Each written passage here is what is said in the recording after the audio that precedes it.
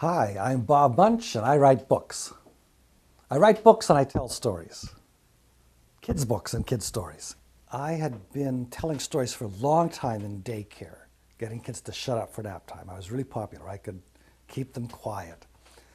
And people kept telling me to write them down, and I never did.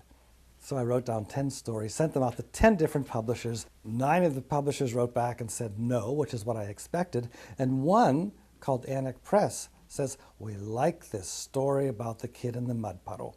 We want to do it in a book.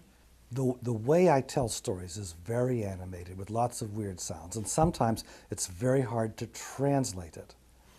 Like in my first book, there's a part that doesn't get in the book. It said, in the text it says, the mud puddle ran across the grass, jumped on her. But in the story it's, the mud puddle ran across the grass. And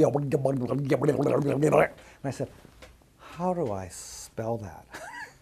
The nice thing about little kids is they're very hard to hold as an audience. So if the story doesn't work, you lose them right away. They're not nice like adults. They don't sit there and be bored. It's kind of like a comedy shtick. It happens over time, interacting with an audience. That's what my stories are like. They develop through interaction with audiences.